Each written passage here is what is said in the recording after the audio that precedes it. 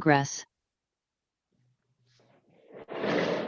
Bienvenidos a todos y a todas. Iniciamos esta sesión de las comisiones conjuntas de salud y futuro del Senado. Vamos a dejar para un ratito más la cuenta cuando se conecte don Fernando. Y la idea de hoy es poder escuchar a Andrés Tagle como presidente del Consejo del CERVEL. Todos sabemos la discusión que se ha generado en torno a cómo se abordan las elecciones frente al pic de contagio, ¿no es cierto?, esta nueva ola que tenemos y la situación que no es muy esperanzadora, ¿no es cierto?, en lo que viene.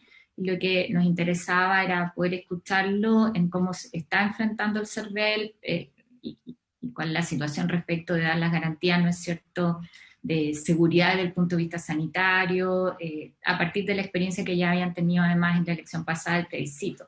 Contarte, Andrés, que esta es una comisión especial, no solamente estamos los senadores, sino que hemos participado todos los jueves prácticamente desde el inicio de la pandemia junto al Consejo Asesor, a quien siempre le agradecemos la disposición de compartir con nosotros. Ahí están las Seremis de Ciencia, parte de los representantes del mundo científico, Pablo que es del Hogar de Cristo. En el fondo es un grupo que lo que hacemos es abordar en conjunto el seguimiento de la pandemia. Está el mundo médico, está Ika como presidenta del Colegio Médico, y justamente lo que nos ha servido es como para ir articulando, ¿no es cierto?, un discurso donde tenemos un objetivo común y tomando decisiones en conjunto, abordando medidas legislativas, por lo menos eso para nosotros ha sido bien importante. Y habíamos tenido a tu antecesora, Patricio Santamaría, también previo al plebiscito en una conversación similar a la que queremos tener ahora. Entonces, que este sea también un espacio de intercambio para ustedes. La dimensión de la tarea no solo es compleja la elección por la situación sanitaria, sino porque son una cantidad de elecciones que tienen que hacer las personas, cantidad de candidatos, o sea, un proceso complejo, yo creo, como nunca hemos tenido, pero también donde tenemos muchas esperanzas como país en lo que significa, ¿no es cierto?, que bueno, ya fue postergado en el caso de las municipales. Después de escuchar, después del primer punto de la tabla, que es este, también habíamos quedado la sesión pasada de darle un espacio a Alexis que nos contara además cuál es la situación ahí respecto a los avances en la vacuna, el informe que había hecho sobre lo que esperamos también en términos de cuál es el efecto y lo que podríamos esperar, ¿no es cierto?, en inmunidad. Así que te damos la palabra, Andrés. La idea es que nos puedas hacer tú una breve exposición o presentación y después tengamos espacio para dialogar. Gracias, Presidenta. Bueno, yo diría que son 4 medidas especiales que se toman en relación a la pandemia para la organización de esta elección. Bueno, la primera es un protocolo. El protocolo ya fue aprobado en la sesión de ayer del Consejo Directivo del CERVEL. Estamos esperando la resolución del ministro porque tiene que ser conjunto, pero está prácticamente acordado. En esencia es el mismo protocolo del plebiscito, no tiene cambios sustanciales, cosas meramente formales de fecha y algunas correcciones, pero menores. Bueno, ese protocolo mostró ser exitoso, ¿no es cierto? Permitió una elección que fue con mayor participación que ha habido en Chile en porcentaje desde que existe el voto voluntario y en absoluto desde que hay elecciones en Chile. Bueno, produjo, obviamente, no generó problemas de incremento, por lo menos, del tema de coronavirus, digamos, posteriores a la elección. Bueno, básicamente tiene lo mismo que el anterior, o sea, vocales que van a disponer de mascarilla, de protectores faciales, a su vez tienen guantes para el momento del recuento, disponen también de alcohol gel, hay alcohol gel para los electores, hay distanciamiento de todo tipo en la mesa de votación, los electores respecto a la mesa de las cámaras secretas sin cortina, incluso estamos pidiendo a los municipios por otra vía una tercera cámara secreta en la medida de lo posible, especialmente aquellas comunas que tienen más tasa de participación para poder apurar el proceso. Y bueno, y aforo de los locales, sanitización de los locales, y en general también aborda materias de la campaña, de cómo hacerse en general con pandemia. Esa es una gran medida y fue efectiva la vez anterior. Desde luego, la segunda gran medida es los 2 días de votación, siendo esta una votación un poco más compleja, con más votos y más demora. El proyecto de los 2 días de votación sin duda va en el camino correcto y va a disminuir aglomeraciones, digamos, en los locales de votación. Las personas son libres de elegir el día, porque si hay 2 días creemos que en el fondo elija lo que a él más le conviene. La transmisión permanente de la televisión local de alguna manera va informando la situación de los locales a los electores, por lo tanto la gente un poco sabe cuándo hay o no hay, digamos, fila. En todo caso, nosotros por experiencia hemos recomendado a los adultos mayores de 60 que si bien tienen preferencia a los 2 días de la elección, concurran en la tarde. ¿Ya? La razón de la tarde es simplemente porque, y el sábado en la tarde, la razón de la tarde es porque nuestra experiencia dice que los locales están mucho más vacíos ahí, la hora peak se produce entre las 11 y las 2 de la tarde, y en la mañana del primer día hay que entender que está el proceso de constitución de las mesas. La gran mayoría de las mesas se constituyen el día antes, se instalan ese mismo día, pero no todas, y si a las 9 de la mañana no han llegado los vocales, el delegado tiene que constituirla, digamos, un poco a la fuerza, ya sea con los que se le ofrecen voluntariamente, o otros que tienen que elegir como electores en ese mismo momento. No es un proceso fácil. Debería terminar a las 10 de la mañana, a veces alarga más. Por lo tanto, hacerle ver llegar a personas adultos mayores a ese horario, teniendo ellos excusa legal hoy día para los mayores de 60 para constituir una mesa, no es lo recomendable y puede generar al revés atochamientos si esa mesa no está lista porque tendría que esperar en el local de votación para votar. Por eso la recomendación de nosotros es en la tarde del primer día. La segunda gran medida es la vacunación de los vocales. Bueno, el Consejo había acordado solicitarlo al gobierno, pero al mismo tiempo que se lo estábamos solicitando al gobierno, nos enteramos que el gobierno también tenía la idea, la autoridad de salud, la idea propia, digamos, de hacerlo. Entonces esto fue muy rápido.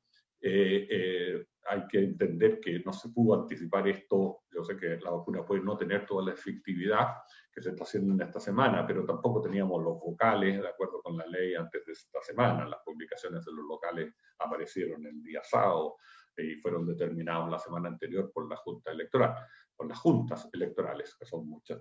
Y por lo tanto, bueno, que se haya avanzado con la vacunación de ellos, yo creo que es una buena señal, por lo menos. Y ya había bastante petición de las personas que habían sido vocales en las veces anteriores de que se hiciera esa vacuna.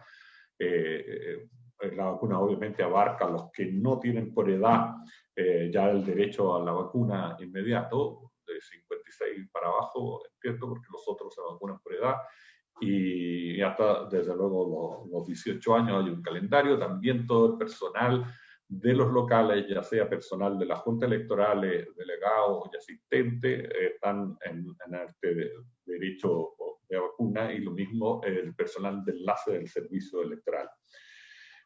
Bueno, también superamos ayer, entiendo, los 6 millones de personas vacunadas, y todo hace pensar que para el plebiscito vamos a tener 7 millones, una buena parte con 2 dosis y otra parte con 1 dosis. El padrón es 14 millones. Y aquí coincide el universo del padrón con la gente que se está vacunando, porque en ninguno de los 2 casos se incluyen los menores de 18 años. Y por tanto, estamos hablando de la mitad, prácticamente de la mitad del padrón electoral, que al menos va a tener 1 dosis y buena parte también 2 dosis. O sea, en esas condiciones se va a llegar a este plebiscito. Bueno, los 2 días, obviamente que la principal novedad sanitaria acá ha significado un importante trabajo para materializarlo por parte del CERVEL. Sacamos obviamente tiene cierto resquemor respecto de la custodia de los votos, que va a ser una novedad en Chile durante esa noche. Hemos ya sacado este sábado la normativa y un procedimiento de esa custodia que va de la mano de buscar ciertas soluciones técnicas y que básicamente son son sellos, digamos, de seguridad para sellar las urnas y con número por cada mesa. No es fácil, ¿eh? No es fácil mandar a hacer sellos en tan poco tiempo y que tengan esas características, que puedan tener un número, o sea, son 8 sellos por mesa y cada uno tiene el mismo número, y eso permite que si son rotos no se puedan sustituir y dar seguridades de que si existe un fraude o alteración al paquete, a las urnas de una mesa, la vamos a descubrir. O sea, va a ser más bien un intento que un fraude. Y por lo tanto, bueno, ahí, si llegara a verlo, esperamos que no, porque además va a estar la custodia física de las Fuerzas Armadas y la presencia de apoderados generales del local, uno por partido. Yo creo que va a ser, no debería haber incidentes a ese respecto, ¿no? Bueno, el tema que está dando vuelta hoy día no lo quiero eludir, pero respecto de una eventual suspensión, nosotros como CERVEL hemos sido muy rigurosos, no es una competencia. Nosotros organizamos las elecciones que están en la Constitución y en la fecha que la Constitución dispone, y hoy día dispone que sea 10 y 11, y estamos haciendo todo nuestro esfuerzo y créannos que son bastante considerables por este asunto de los 2 días y por un atraso muy importante en los tribunales de los candidatos. Entonces, hasta hace poco teníamos, el viernes de la semana pasada, teníamos nuevos recursos en tribunales respecto de candidatura. Aparte que la enmienda, la 48ª disposición transitoria de la Constitución nos hizo incorporar otros 12 casos que ya se suponían resueltos y mandar a hacer nuevamente los votos, ¿ya? Que estaban impresos en esas comunas, en el caso de alcalde, ¿ya? Y por lo tanto, eso ha sido dificultades adicionales. Pero como estaba diciendo, no es nuestra competencia. O sea, una suspensión requiere una modificación constitucional. Esa modificación constitucional es iniciativa del Ejecutivo y del Parlamento, y desde luego siempre tiene que ser aprobada por el Parlamento, el primer salto, 2 tercios, y hasta el momento, según nosotros entendemos, no existe ninguna iniciativa ni parlamentaria ni del Ejecutivo al respecto. No hemos sido consultados formalmente por instancias ni de parlamentarios ni del Ejecutivo sobre ni siquiera cómo hacerla, y por lo tanto, no siendo nuestra competencia como CERVEL, no nos vamos a pronunciar al respecto, y tampoco hemos querido especular públicamente del cómo hacerlo, porque obviamente siempre eso se presta para que se tergiverse que nuestra opinión es favorable o no a eso. Obviamente es una decisión que tiene consideraciones sanitarias que tampoco son nuestra expertise. Eso, Presidenta, es lo que yo puedo adelantar de las medidas que se han estado tomando, y no sé, estoy a disposición de cualquier consulta. Muchas gracias, Andrés. Vamos a hacer una ronda. A mí me gustaría solo preguntar. Nosotros tuvimos la discusión de la ley cuando se establecieron los 2 días, y era una pregunta recurrente. Nosotros tuvimos esa discusión de si no podíamos ordenar más el que fueran los grupos de riesgo el primer día, ¿no es cierto? Y finalmente lo facultamos al CERVEL, que era lo que correspondía. Entonces, quizás en eso, el cómo ayudamos más a que ese mensaje se transmita a la gente, que es el sentido, ¿no es cierto? Es como una pregunta. Lo otro que te quería preguntar, me parece muy bien que tú lo plantees con esa claridad y quiero reafirmarlo, o sea, el postergar las elecciones, que un tema que está, ¿no es cierto?, en la opinión pública, ¿no es cierto?, en el debate público. También aquí hay varios actores que tienen desde el punto de vista sanitario información y opinión sobre eso, bien fundada, pero claramente no depende del CERVEL, eso es así, depende de una reforma constitucional que además implica una mayoría de 2 tercios, ¿no es cierto?, para ser aprobada. Si bien los parlamentarios tenemos la iniciativa en reformas constitucionales, pero esto tiene implicancias también en gasto y sobre todo porque lo que hay detrás es que eso tiene que surgir de un acuerdo, así como fue en su momento, ¿no es cierto?, un acuerdo muy amplio por la delicadeza del tema, ¿no es cierto? Yo creo que es bien importante reafirmar, esta sesión se transmite, entonces ahí están las atribuciones, no depende del CERVEL, pero especificando eso con claridad. A mí igual me gustaría preguntarte qué significaría para ustedes una postergación. O sea, han hecho un esfuerzo que uno aplaude, tal cual como señalas como presidente del Consejo, les ha tocado actuar en hartas cosas sobre la marcha, uno conversa con muchos candidatos, desde el poder tener la letra al último minuto, ¿no es cierto?, para hacer su propaganda, y uno imagina lo que significa para ustedes estar corriendo para cumplir con la cantidad de candidatos que hay. O sea, yo de verdad quiero felicitar ese trabajo, ¿no? Creo que ha sido súper notable, pero también en la práctica, ¿qué significaría una postergación para ustedes? Dada esa pregunta, les voy a abrir una ronda y después te haces cargo de los planteamientos, las consultas. Senador Quintero, le doy la palabra. Gracias, presidenta. Saludo a todos los invitados. Me pareció muy clara la exposición del señor Tagle. Ha sido muy claro dando a conocer la opinión del CERVEL y todas las medidas que han tomado. En ese sentido, yo quisiera hacer una consulta que a lo mejor no tiene nada que ver con la pandemia, qué sé yo, más bien una pregunta técnica del CERVEL. ¿Está autorizada una persona que haga alusión a elecciones parlamentarias o presidencial en la propaganda de los actuales candidatos de estas 4 elecciones? Y en segundo lugar, con lo que dice la presidenta de la postergación o no de las próximas elecciones, la verdad que yo creo que cada cual tiene su opinión, pero lo que ha dado a conocer el señor Tagle, creo que el CERVEL ha preparado muy bien para que esto no haya postergación. Porque yo me imagino, este es un comentario muy personal, por supuesto, me imagino que postergar las elecciones ya faltando 2 semanas, 15 días, significa postergar todas las elecciones de aquí hacia adelante. Y yo no sé si la opinión pública, con el desprestigio que tenemos los políticos y la política, le va a sentar muy bien que se posterguen las elecciones que ya fueron postergadas, las de alcalde, que posterguen ahora las de parlamentarios y presidenciales.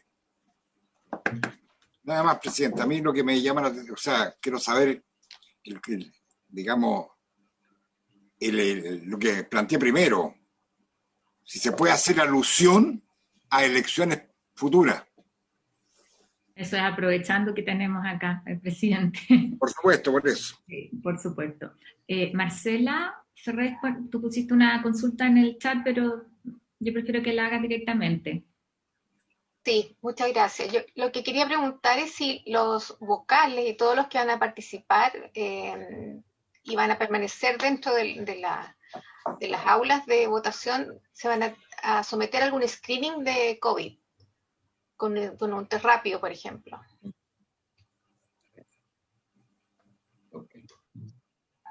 Jimena. Muchas gracias, don Andrés. Tenía una pregunta también. ¿No es posible fraccionar el padrón de manera de forzar a que la gente vaya a votar un solo día? Porque todo campañas para ir a votar el día domingo, la costumbre nuestra va a ser probablemente ir el último día, y este tema del que los adultos mayores vayan en la tarde, la verdad es que es un poquito atentatoria con la costumbre que ellos tienen. Yo, por ejemplo, que acompaño a mi madre, a ella le gusta ir a votar temprano en la mañana y no hay forma de convencerla de que no sea así, y como que la gente es bien arraigada a sus costumbres de votación. Nosotros que el tema de los 2 días tenía mucha lógica en el sentido de fraccionar el padrón y que vayan 7 millones de personas cada día, de manera de reducir claramente las posibilidades de aglomeración basada, por ejemplo, en los números pares y impares de los cuadernos de cada mesa o algún mecanismo por el estilo. Gracias. Gracias, Jimena. Senador Coloma. Sí. Bueno, saludo a todos. No, muy brevemente, en la misma línea, porque creo que el presidente del CERVEL ha sido claro, digamos, respecto de temas que son de incumbencia del CERVEL y otros que no, pero respecto a lo que es incumbencia, siguiendo una pregunta anterior, yo creo que sería importante definir bien, digamos, qué significa la preferencia de los adultos mayores del día sábado, y que eso no obsta que si quieren ir a votar en la mañana, el sábado o el domingo también lo puedan hacer, digamos, que aquí las señales de repente no llegan con la claridad porque es difícil en el mundo moderno dar señales claras. Entonces, es como una sugerencia y una pregunta. La sugerencia es tratar de decir que la preferencia no inhibe y que cada uno vota la hora que quiera. ¿Y qué significa un poco la preferencia? No sé si va a haber una fila especial, no sé cómo lo han pensado, digamos, desde un punto de vista práctico, qué puede pasar el sábado en la tarde que convoque a ese tipo de votantes, si que quiere ir en ese instante puede hacerlo en forma más fluida. Es un tema de información, presidente. Dejamos la palabra a Andrés. Gracias, presidenta. A ver, prefiero partir por al final. Bueno, nosotros hemos establecido preferencia todo el horario de votación, o sea, sábado y domingo, que el horario es de 8 de la mañana a 18 horas, no a las 20 como fue el plebiscito, o sea, estamos terminando los 2 días a las 6 de la tarde, y eso tiene que ver con el escrutinio. El escrutinio va a ser más largo, porque son 4 cuestiones, en realidad, para efectos del escrutinio, son 5, porque están los pueblos originarios, incluso hay un escrutinio separado por cada pueblo, o sea, dependiendo de la cantidad de votos. Bueno, en muchos pueblos va a ser muy poquititos votos, salvo concentrados en algunos lugares geográficos, pero también el escrutinio es largo. Las actas a llenar son largas cuando hay 100, 80 candidatos, y eso se produce en concejales y en los convencionales. Entonces, nosotros aquí hay preferencia en la norma que nosotros se publicó en el diario oficial durante todo el horario de votación para, digamos, 4 grupos. Son las embarazadas, mujeres embarazadas, las personas que requieren asistencia, o sea, concurren a la mesa con alguien que los asista y hay voto asistido legalmente, personas discapacitadas en general, y los adultos mayores 60. Eso es todo el horario y eso significa, en el fondo, filas separadas y que se salten la fila, ¿ya? De frente a mí. Y esas son las instrucciones que van a tener los facilitadores del server en el local, digamos, para que se respete esa preferencia. Lo del horario de la tarde a las 18, o sea, de 2 a 6 de la tarde, es una sugerencia a los adultos mayores. Y es una sugerencia, ¿verdad? Porque consideramos nosotros que realmente eso es un horario aún más, con menos votación. Yo sé que al adulto mayor le gusta hacer las cosas en la mañana, etcétera, pero créanme, yo toda mi vida esto lo he aprendido porque siempre he tenido trabajo los días de la elección y mucho, ¿ya? Y he aprendido que ir a votar a las 5 de la tarde es lejos la mejor hora, lo más rápido, en el trámite más. Y yo creo que aquí veo mucha gente, candidatos, etcétera, que yo creo que también lo han comprobado. Entonces, si uno quiere menos aglomeración, más rapidez, el horario de la tarde es mejor. Y ahí aprovecho, ¿por qué no separamos padrón por día, digamos, con letra del abecedario o RUT? A ver, primero, cierta consideración legal. El ejercicio al derecho a sufragio es un derecho en la Constitución, incluso un derecho humano en la Convención Interamericana de Derechos Humanos. Entonces, decirle no, negarlo a usted, no le corresponde un día a otro, puede ser una cosa sujeta de problemas. Y además, puede terminar siendo absurdo. Si uno le dice a la persona, no, a usted le toca el domingo, a usted le toca el sábado, y la persona que lo tocaba el sábado llega el domingo, negarle el derecho a sufragio porque no fue el sábado, a pesar de que tenía algo, y estando de repente las mesas vacías, que fue el escenario en que nos pusimos, no lo encontramos correcto el dirigir a los votantes. O sea, cada votante valorará su conveniencia y procederá en uno u otro indistintamente. Y yo creo que los medios de comunicación nos ayudan mucho. Si comienzan a transmitir ese día las mesas tan vacías, no viene nadie, digamos, bueno, mucha gente va a decir, los locales que normalmente cerca de su domicilio, va a decir, bueno, este es un momento de partir, digamos, y ir a votar. Entonces, es por eso que al final le dimos muchas vueltas, pero nos quedamos con la opinión de dejarlo abierto todo el tiempo, y hay consideraciones legales, como les digo, del derecho a sufragio. O sea, si uno quiere tomar una medida, pero no va a ser estricta en ella, bueno, no sirve mucho, queda como ambigua. Entonces es preferible de un viaje a la libertad de los sectores, ¿ya? Respecto de test a los vocales, no test, pero sí hay un chequeo. Nosotros le proporcionamos a Salud la lista de los vocales para que en los días previos lo revise con las personas obligadas a cuarentena, ya sea porque están contagiadas o porque sea un contacto estrecho. O sea, esa información la cruzamos con Salud, y obviamente si tienen esa condición no pueden concurrir como vocales porque tienen que obedecer la instrucción de cuarentena que tienen desde las autoridades de salud, ¿ya? Y bueno, y en ese al mismo tiempo quiero decir, obviamente nosotros esperamos que ese día hay como una con cuarentena territorial, y me refiero a la cuarentena territorial, o sea, que el gobierno la levante con el propósito sin duda de ir a votar cualquiera de los 2 días. Ahora bien, las cuarentenas individuales, ya por contagio o contacto estrecho, obviamente la persona, consideramos que teniendo derecho a voto, y eso no está en duda y aparecen los padrones, no puede concurrir porque tiene una restricción en virtud de otra legislación, fundamentada desde luego, etc. Ahora, créannos que no es muy posible hacer un procedimiento de votación a las personas contagiadas o con cuarentena, porque se conocen en los últimos días.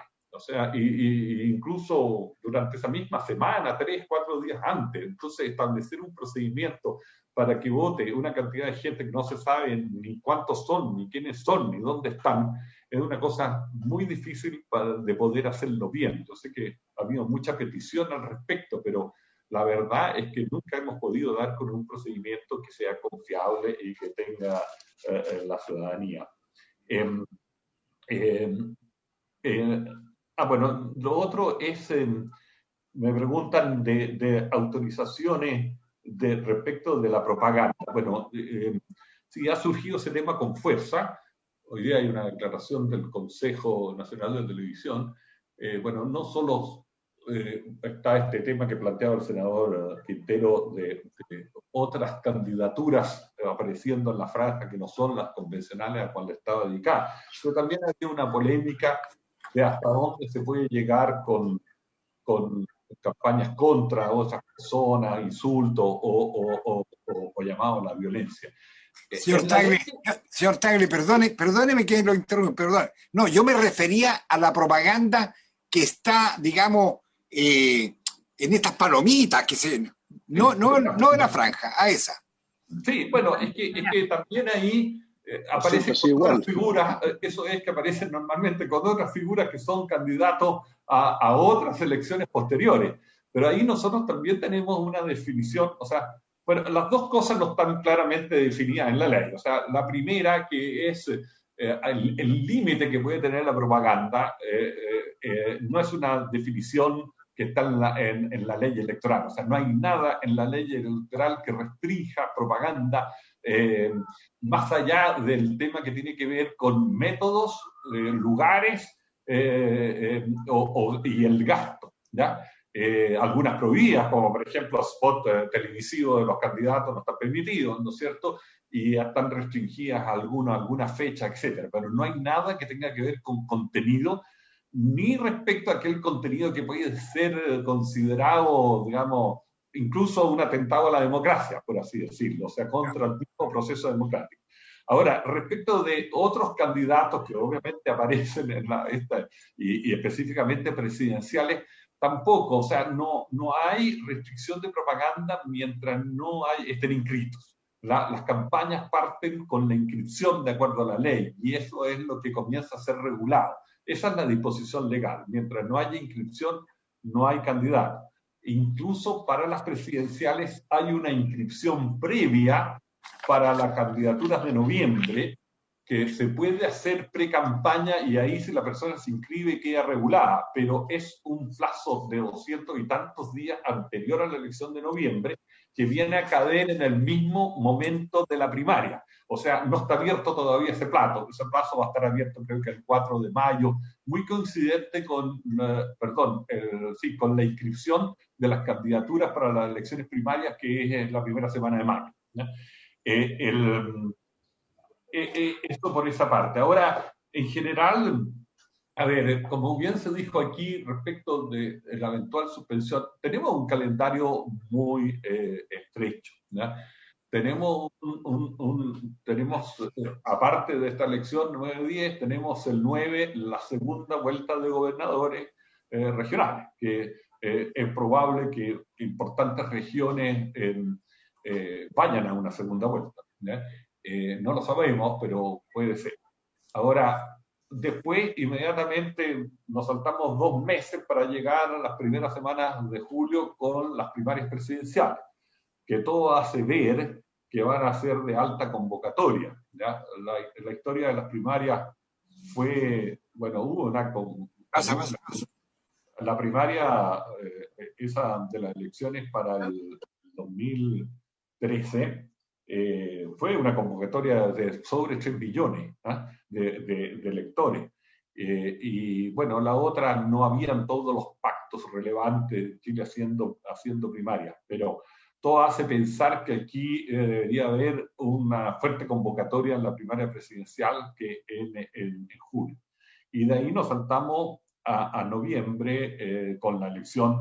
Nuevamente 4 elecciones. Tenemos presidente, tenemos senadores en la mitad del país, pero la mitad más grande porque incluye la metropolitana en términos de electorado. Tenemos diputados y tenemos core, ¿ya? Y posteriormente en diciembre, bueno, si se vuelve a repetir la situación que ha habido los últimos años, también debería haber una segunda vuelta presidencial. Entonces es un calendario estrecho para meternos a elecciones. Nuestro proceso electoral hay que entender que parte 140 días antes de una elección con la conformación del padrón, ¿ya? El padrón que se va a usar ahora es una buena pregunta. Para las elecciones sigue siendo el mismo para la segunda vuelta de gobernadores porque obviamente es la misma elección. Pero después en las primarias el padrón lo determina el CERVEL y no hay auditoría ni reclamación respecto de él, pero el padrón de las elecciones presidenciales tiene que partir antes. Entonces, ya hay cosas partiendo de las elecciones futuras. Por ejemplo, nosotros tenemos petición de candidatos independientes que para noviembre quieren que se les habilite para conseguir patrocinios, o sea, firmas por internet como candidatos independientes. Ya tenemos ese tipo de participación, ya se han estado venciendo plazos para adelante. Entonces, obviamente tenemos un cronograma complicado para moverlo en el año, ¿ya? Y cumplir con los periodos, porque aquí hay mandatos de autoridades que obviamente, bueno, la disposición de prorrogarlo es complicada. Ahora, claro, nosotros vamos a acatar, digamos, lo que se disponga finalmente por la autoridad competente, como siempre lo hemos hecho, ¿ya? Y normalmente los materiales suelen servir para otras elecciones. En el plebiscito anterior, cuando se postergó, los votos estaban impresos y nosotros volvimos a usar los votos en octubre sin mayores problemas. Así que en ese sentido, la decisión de una cosa como esa le corresponde obviamente al Parlamento, a propuesta de los mismos parlamentarios o del Ejecutivo, y nosotros supongo que si llega a verla participaremos con las instancias técnicas que correspondan en establecer las mejores formas para hacerlo. Pero de verdad, yo no me quiero adelantar en eso, porque esto es público, los periodistas tergiversan y dicen que nosotros tenemos una opinión al respecto. O sea, nosotros haremos los mejores esfuerzos de acuerdo a lo que se disponga por las autoridades competentes en su momento. Y nuestro enfoque hoy día y todas nuestras ganas, esfuerzos, y créanme que son bastantes, es sacar adelante la elección del 10 y el 11. Muy bien. Gracias, Andrés. hay una pregunta, la que había hecho Marcela, que era esta posibilidad de hacer los test de antígeno a los vocales, que hoy día está implementándose, en su momento fue el PCR, ¿no es cierto?, pero que tiene demora, entonces yo creo que esa sería una súper buena medida. Sí, déjenme, bueno, es una cosa para conversar con salud, pero como les digo, está el otro chequeo, ¿ah? Está el chequeo con el registro de personas con cuarentena. Claro, Eso sí se hace. Algo yo represento aquí, creo en eso a todos los que estamos aquí conectados, es que ojalá se implemente. Hoy día, lo conversaba yo el fin de semana en Punta Arenas, que estuvimos siguiendo en terreno el proceso de vacunación en Magallanes, y claro, me contaba el Ceremi que ya tienen también esto implementado desde el ministerio, ¿no es cierto? Entonces yo creo que eso sería súper importante porque te permite además dar seguridad a la gente en la medida en que es posible, ¿no es cierto? Correcto. Con un examen que es mucho más fácil, que tiene una respuesta más rápida, entonces podría ser algo que se implemente. Me pidió la palabra Isquia, doctora Siches. Gracias. Buenas tardes a todos y a todas. Yo quería pedirle al señor Tagle, independiente de lo que pase con esta elección, volver a reforzar lo del voto anticipado para las próximas elecciones. Creo que esta no va a ser la última pandemia que vamos a enfrentar, lo más probable como país, y habíamos tenido distintas reuniones con representantes del CERVEL y del Ejecutivo donde había mucha voluntad en avanzar, pero lamentablemente no se logró concretar. Lamentaría mucho que la futura discusión sobre voto anticipado u otros mecanismos de voto más sencillo la diéramos al calor de una próxima pandemia, y además creo que todavía tenemos un escenario de incertidumbre para los próximos procesos electorales que vayamos a enfrentar, si es que el resultado de la pandemia no va a ser tan favorable como el que enfrentábamos. En segundo lugar, quería reforzar lo que había señalado la doctora Aguilera.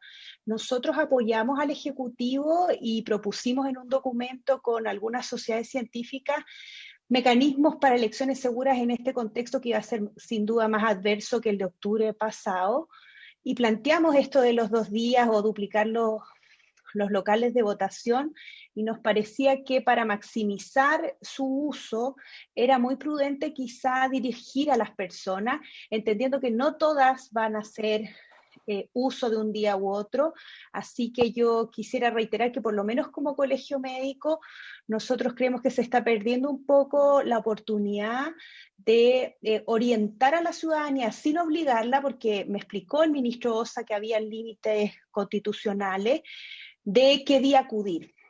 Sí, estoy bien de acuerdo también con lo que señalaba la doctora Aguilera en el sentido de que nosotros ya vimos en el plebiscito de octubre que las personas mayores no acogieron el llamado de los horarios preferentes.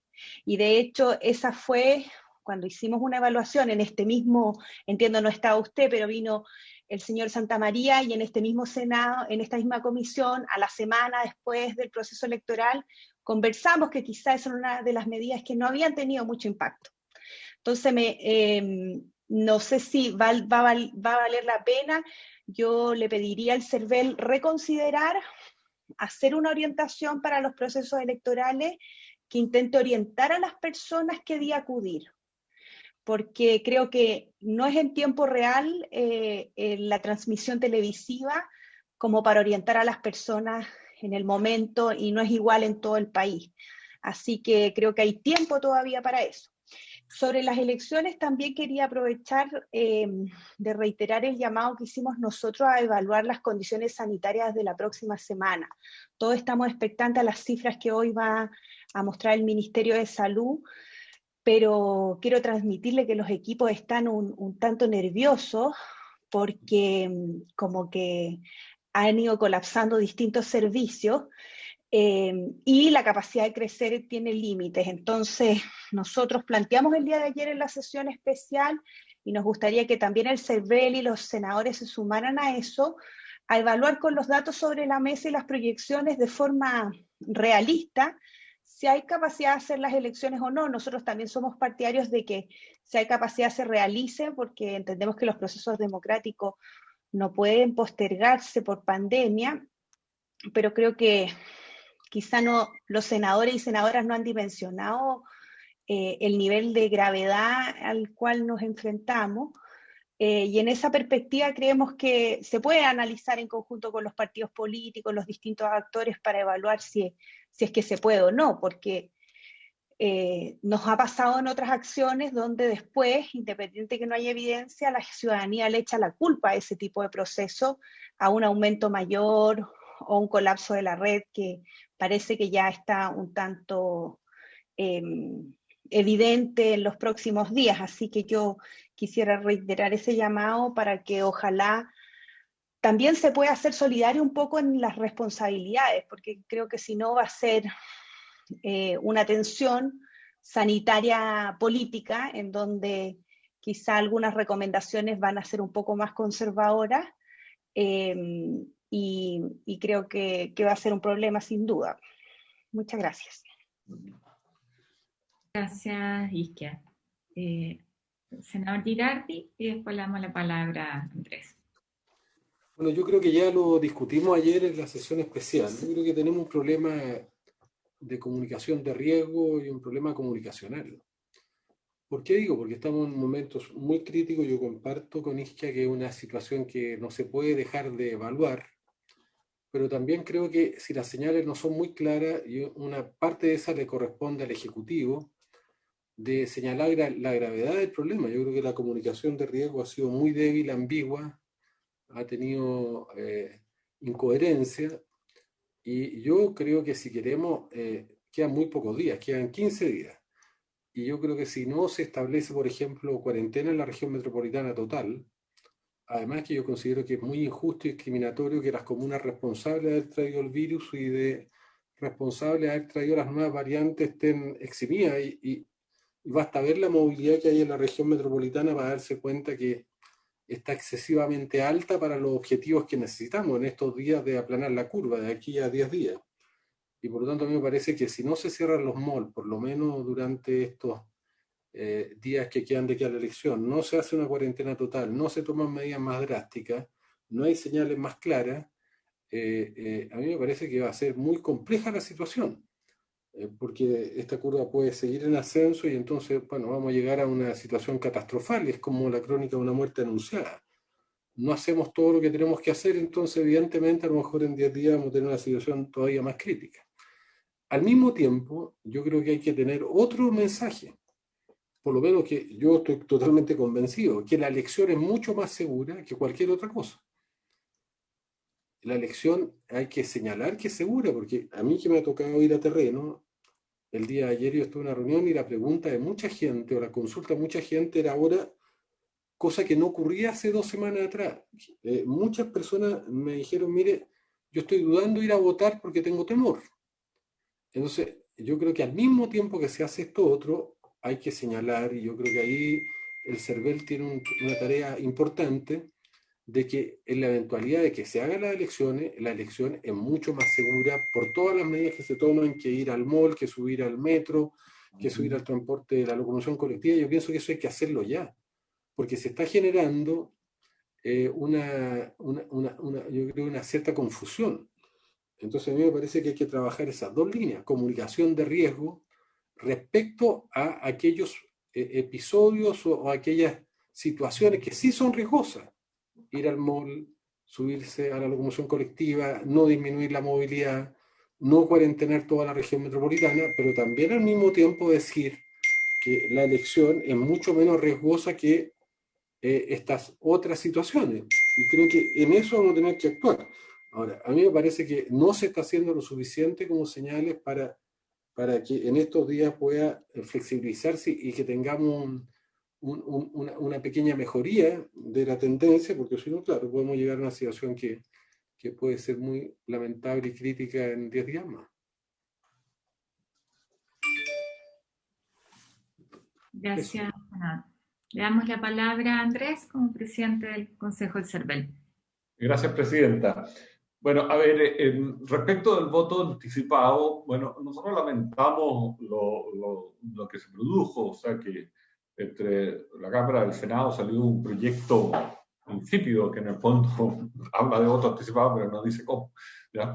Y en el CERVEL, bueno, lo señaló mi antecesor, ha habido siempre un acuerdo unánime del Consejo de recomendar un voto anticipado en Chile como una cosa permanente, que no sea relacionada con la pandemia, quizás lo de la pandemia lo adelanta, y que sea un voto, digamos, inicialmente que sea contra inscripción para tener la capacidad de poder evaluar la demanda y organizarla, y con la experiencia que se adquiera poder eventualmente en el futuro liberalizar esa inscripción.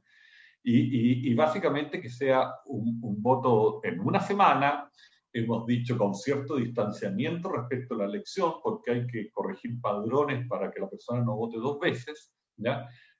Ojalá que si se inscribe no pueda votar el otro día, y eso nos hace separar padrones, y que sea en algunas localidades. El voto anticipado no tiene por qué ser en todas las comunas necesariamente, se pueden concentrar comunas, no sé, los de Vitacura pueden ir a votar a Las Condes sin mayor problema, si están inscritos y quieren ese trámite. Y que obviamente sea con causales que la persona pueda justificar o declarar bajo juramento si es que no puede demostrarla. Esto existe en muchos países, eso aliviana la carga los días de la elección, supera problemas de inconveniente. También este voto anticipado puede llegar a ser móvil y podríamos tener un voto anticipado que recurra a locales de ancianos, hospitales, eventualmente cárceles, digamos que ahí tenemos un problema que no se puede implementar. ¿Ya? Y somos partidarios de él. Existe en muchos países del mundo, ha ido creciendo su demanda en varias partes, etcétera, y desde luego es mucho más seguro por control ciudadano que lo que puede ser el voto postal, que también se ha planteado y que como consejo no nos gusta, ¿ya? Entre otras cosas porque los correos van en revirada en el mundo como instituciones. Nosotros tenemos serios problemas con correos, con las notificaciones a los vocales. Recibimos prácticamente todo de vuelta y no tienen capacidad de llegar a muchos lugares a checar cartas certificadas hoy día correo. Entonces,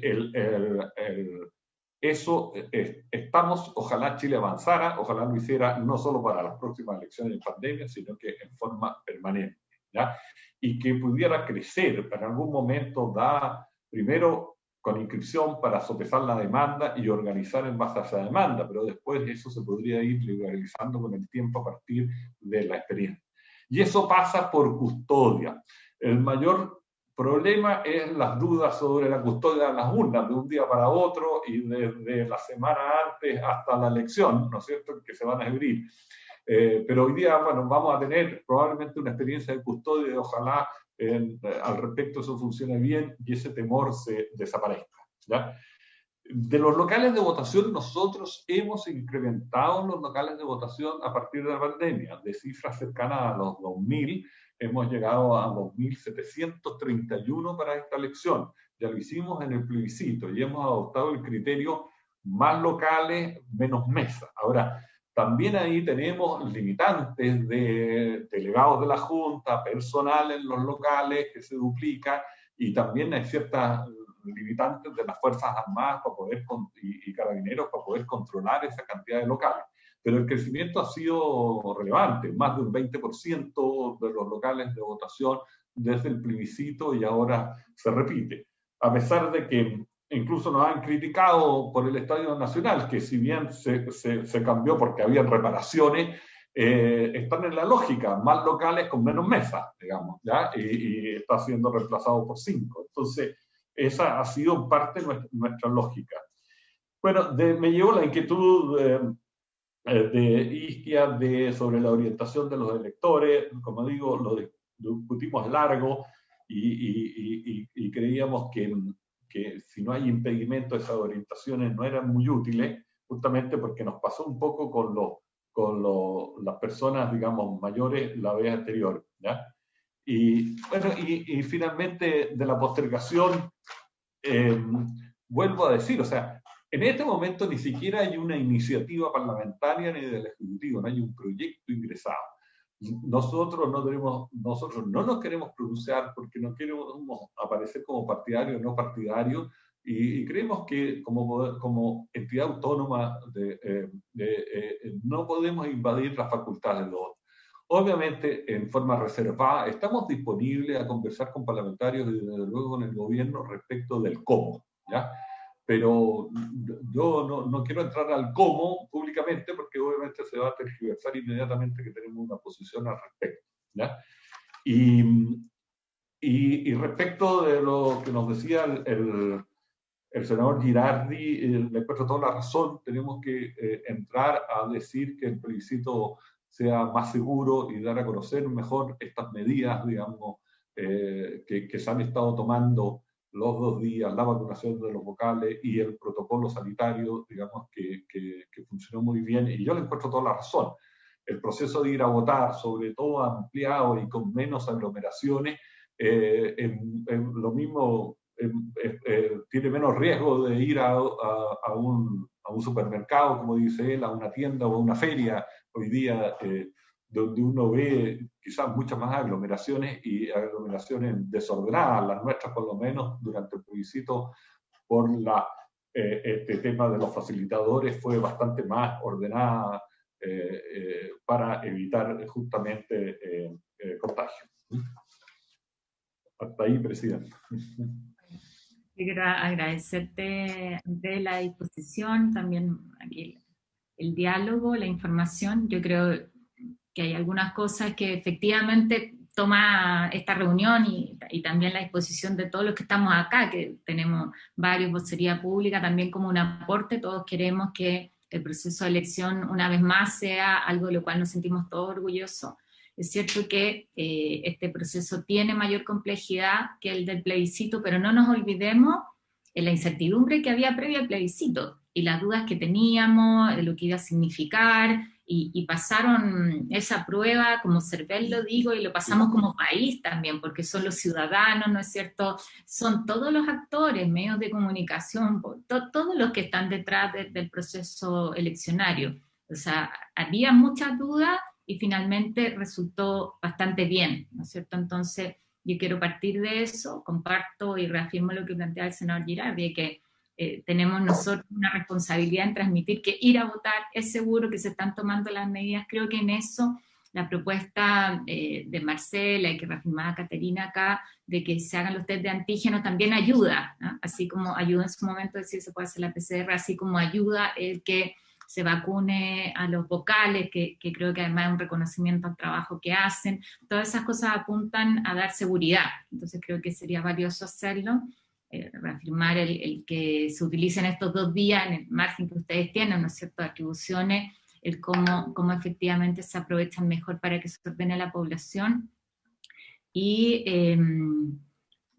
yo acojo aquí como senadora, y lo tomamos todo, el que hay una tarea pendiente respecto de modernizar nuestra forma de votación, y que no podemos esperar a tener otra situación de salud u otra que nos obligue a avanzar en lo legislativo, sino que continuar un debate que se abrió respecto del voto anticipado, qué pasa con las personas que están postradas. O sea, no solamente son quienes hoy día están contagiados o van a estar el 10 y 11 contagiados, ¿no es cierto?, con COVID, sino que muchas otras personas que tienen la legítima aspiración de ejercer su derecho ciudadano y que por ABC motivo no pueden concurrir ese día a votar. Entonces, es un tema pendiente, y creo que este debate nos ayuda a abrirnos, ¿no es cierto?, alternativas, donde siempre hay resquemores.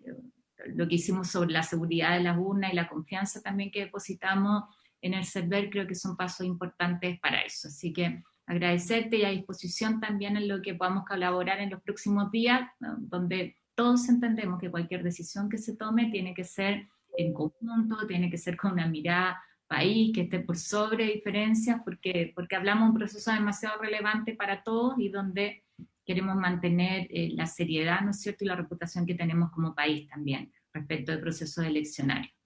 Y solamente reafirmar eso, y que efectivamente es increíble que se mantenga el mall abierto y se tomen otras medidas restrictivas. O sea, yo creo que en eso no hay dos voces, ¿no? y transmitir el riesgo a la gente, lo que significa eso, y cómo deberían haber medidas que se implementen, sobre todo en términos de restricción de movilidad, que sean coherentes, ¿no? La feria probablemente es bastante menos riesgosa, ¿no? Yo solamente sintetizando los planteamientos que hemos hecho, y nosotros vamos a seguir con la sesión. Quedas liberado, si quieres continuar con nosotros, también invitado para conocer de la voz de Alexis Kalergi también lo que ellos han ido haciendo en términos de desarrollo de vacunas. Muchas gracias, Andrés. Gracias, Presidenta. No, prefiero liberarme porque tengo otras actividades, digamos, pendientes. Muchas gracias y un saludo a todos los participantes. Muchas gracias y felicitaciones a todo el equipo de trabajo. Gracias. Toca presidir un consejo, pero sabemos que hay harta esfuerzo y harta inteligencia y disposición para la tarea que tiene el servicio. Muchas gracias. Ya, hasta luego. Gracias. Le vamos a la palabra entonces a Alexis, que quedó pendiente en la sesión pasada, que pueda detallar un poco más los resultados y también las expectativas que tenemos respecto de la inmunidad que podamos adquirir. Alexis. Muchas gracias, Presidenta. Saludar a todos los asistentes, senadores, senadoras. Yo tengo una presentación, pero díganme si prefieren que solamente cuente o prefieren que presente. Decidan lo que ustedes prefieran en términos de presentar. Yo creo que la presentación un poco quizá ordena la exposición. No sé lo que usted diga, Presidente. ¿Prefiere que presente exponiendo o con presentación? No, adelante con la presentación, no hay problema. Perfecto. Muchas gracias. Voy a ver si puedo compartir. Muy bien.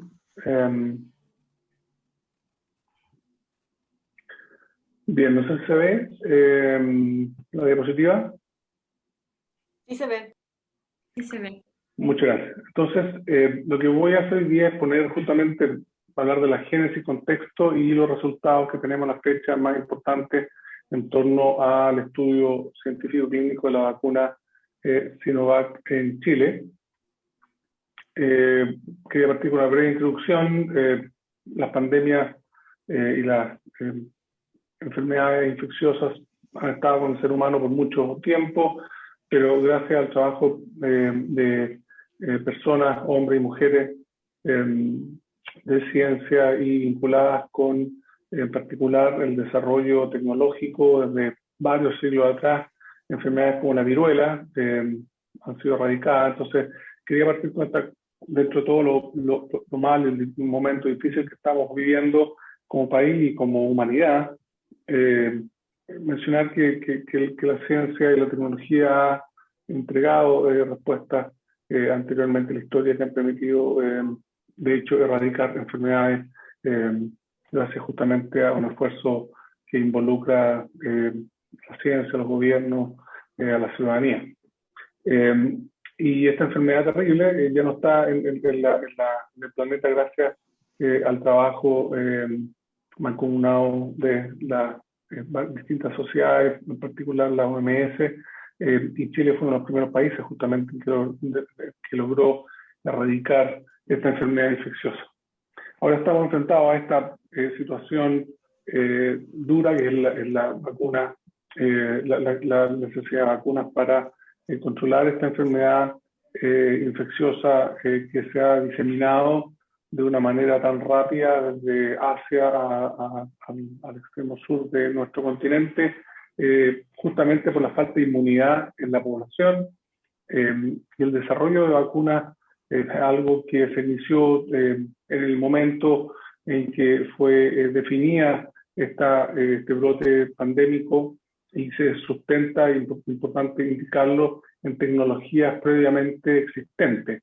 Ha habido mucha discusión, preocupación, inquietud respecto a lo rápido que se generaba esta tecnología, pero en realidad lo cierto es que fue la aplicación de ciencia acumulada ya por muchas décadas y que fue aplicada directamente al desarrollo de vacunas. Y en ese sentido, el esfuerzo también asociativo que se ha dado no solamente al interior de la ciencia, sino también con los gobiernos, con las agencias regulatorias que han jugado, como vamos a ver en esta presentación, un rol clave. Entonces vemos que asociativamente podemos avanzar más rápido que de manera individual, y las colaboraciones al interior de las naciones como entre naciones son fundamentales para tener impacto y buscar soluciones. Yo cada vez que muestro esta diapositiva me genera una tremenda sensación de sentimiento de humildad, porque vemos que este microbio bastante simple, un virus respiratorio que tiene 14 marcos de lectura abiertos. Nosotros los humanos tenemos 25.000. Entonces, es increíble cómo la simpleza de este microbio puede ser tan dañina e inmensa en términos del efecto negativo que ha tenido nuestra especie humana. Y el fenómeno que causa esta infección viral conduce a una respuesta inflamatoria o hiperinflamatoria, que normalmente es elemento clave de la enfermedad. Y si queremos proteger a las personas contra este virus, se requieren vacunas que generen inmunidad neutralizante, pero inmunidad al mismo tiempo balanceada, que no haya una exacerbación de la inflamación.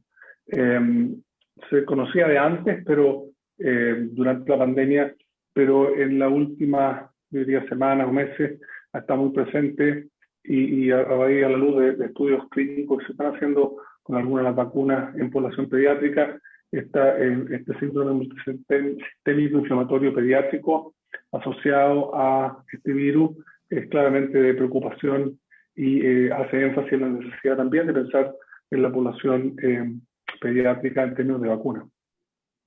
Entonces, prácticamente todas las estrategias que se conocían para desarrollar vacunas contra el SARS-CoV-2 han sido implementadas en un tiempo bastante corto, ¿verdad? Ya antes de un año de iniciada la pandemia, se contó con vacunas que recibieron aprobaciones de uso de emergencia en diferentes países, gracias a los estudios científicos y clínicos que se ejecutaron.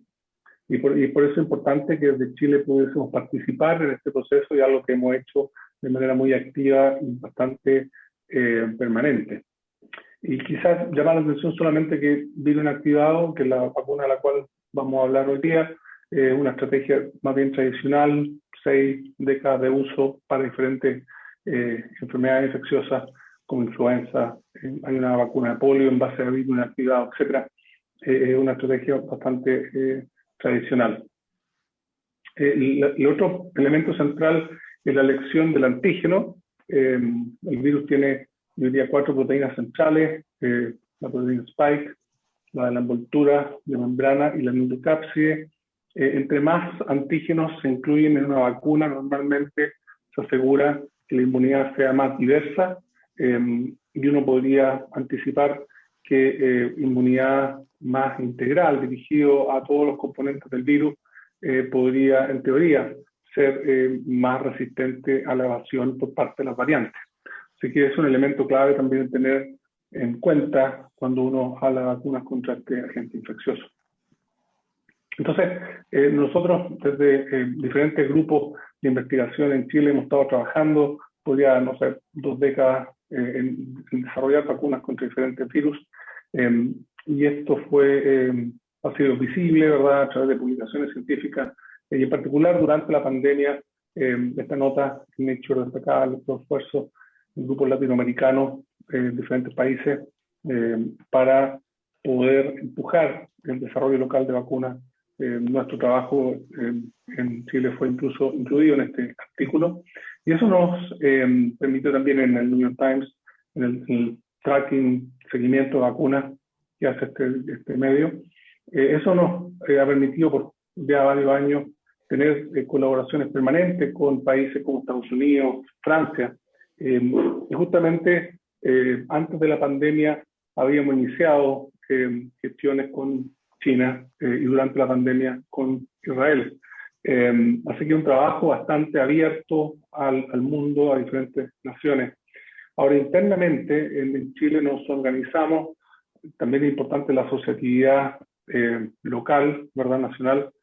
Organizamos un consorcio científico para evaluar vacunas y terapias en el que participan 11 universidades nacionales en la región metropolitana y otras regiones. Y firmamos este acuerdo formal para colaborar en tanto el desarrollo de tecnologías con base nacional, ¿verdad?, del conocimiento científico nacional, y llevarlo a evaluaciones clínicas, así como tratar de insertar en nuestra comunidad científica y clínica tecnologías que estuvieran más avanzadas y con las cuales pudiéramos interactuar a raíz de la colaboración científica que llevábamos desarrollando ese tiempo. Y eso permitió que en Chile se ejecutaran 4 estudios clínicos para 4 vacunas contra el SARS-CoV-2. Entonces, en particular, hablar de esta interacción con Sinovac, que nace básicamente de un congreso científico que ocurrió en Beijing en el año 2019, en octubre, el Congreso de Inmunología Internacional, que reúne al mayor número de inmunólogos a nivel mundial, fue justamente en China el 2019, antes del inicio de la pandemia, bueno, en octubre, y nosotros tuvimos la oportunidad de presentar, invitados, nuestro trabajo sobre desarrollo de vacunas contra virus sincicial, que hemos publicado en diferentes medios. Y eso nos condujo, con el apoyo de la Embajada chilena en Beijing y ProChile, a establecer contacto con varios grupos, y uno de ellos fue Sinovac, que en particular nos impresionó bastante Sinovac. Les voy a explicar por qué. Ocurrió, tras el inicio de la pandemia en diciembre, que varios laboratorios en diferentes lugares del planeta empezaron a desarrollar vacunas, y la vacuna de Sinovac nos gustó porque tiene esta definición de virus inactivado tradicional que tiene 60, 70 años de uso para otros tipos de virus. Y empezamos con atención a mirar lo que estaban haciendo, y obviamente mantuvimos el contacto, y ellos nos invitaron a colaborar en este desarrollo conjunto de vacunas. Entonces, lo que quisiera comentarle a la Comisión es que es un trabajo que lleva años, ¿verdad?, que hemos hecho en Chile en términos de investigación y desarrollo con base científica, y que gracias a la interacción entre la universidad, la embajada y también un centro de excelencia, que es el Instituto Milenio de Inmunología, logramos durante el 2020 la firma de un acuerdo de entendimiento con Sinovac para colaborar en el desarrollo de vacunas, pero pusimos como un elemento central que esto tuviera un significado realmente para Chile y China. Y finalmente, en julio del mismo año, firmamos este acuerdo de ejecución de un estudio clínico fase 3 en que participan varios centros, además de la Universidad Católica, y este acuerdo incorporó un elemento central que fue el suministro de vacunas, en total 60 millones entre años, si la vacuna resultaba ser exitosa y aprobada para uso poblacional.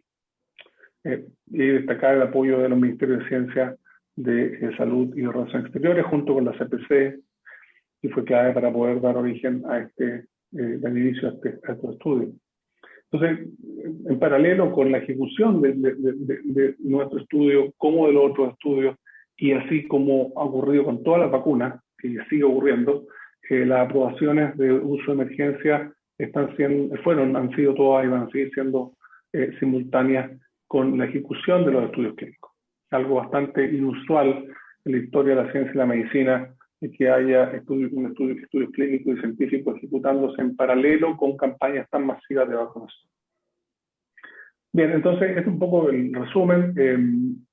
Partió en octubre del 2019 y tras hitos importantes se firman acuerdos que son desde la universidad solamente académicos y científicos, y la firma del acuerdo maestro de cooperación que combina la ejecución de este estudio científico clínico más el suministro de dosis para Chile, que fue transferido por completo al Estado por medio de un convenio con el Ministerio de Salud. Así que hoy en día es el Ministerio de Salud quien administra esos derechos que se adquirieron gracias a esta colaboración científica. Bueno, Sinovac es una empresa privada en China, tiene la capacidad de manufacturar vacunas que cumplen los requerimientos de la OMS. En Chile conocemos la vacuna de Sinovac, hepatitis A, influenza pandémica, y distribuye por mucho tiempo vacunas a más de 30 países. Así que es un jugador bastante activo en lo que son las vacunas a nivel mundial. Tenemos registros sanitarios en Chile que han sido obviamente aprobados por el ISP y revisados también por el Plan Nacional de Inmunizaciones. Entonces, la vacuna de Sinovac se publicó el descubrimiento el 2020 en Science, de una revista de alto impacto, y explica el procedimiento de cómo se genera la vacuna de un virus inactivado, y hacen en esa publicación se muestran los datos obtenidos en 3 distintos modelos animales, en que se observa que la vacuna genera inmunidad protectora en estos modelos animales. Luego iniciaron estudios clínicos en China, fase 1 y fase 2, que fueron registrados, y esto es importante destacarlo en este sitio que se llama clinicaltrials.gov, un sitio administrado por la NIH en Estados Unidos, que es bastante exigente y riguroso, y también permite transparencia en términos del diseño de los estudios. En paralelo, ellos iniciaron también un estudio para adultos mayores, es decir, tenía un estudio para adultos y adultos mayores, que también fue registrado en clinicaltrials.gov, y ambos trabajos fueron publicados en una revista de alto impacto y mucha visibilidad, que es Lancet Infectious Diseases. Primer trabajo, adultos mayores de 18 años, entre 18 y 59, y el segundo estudio, adultos, personas mayores. Entonces, a raíz de que, obviamente, gracias a esta colaboración pudimos conocer esos datos, y nos pareció que tenía futuro esta tecnología, es que avanzamos con el convenio que compromete mutuamente a la universidad y a Sinovac al desarrollo de un estudio clínico fase 3 en Chile, y obviamente todo lo que involucra el montar este estudio.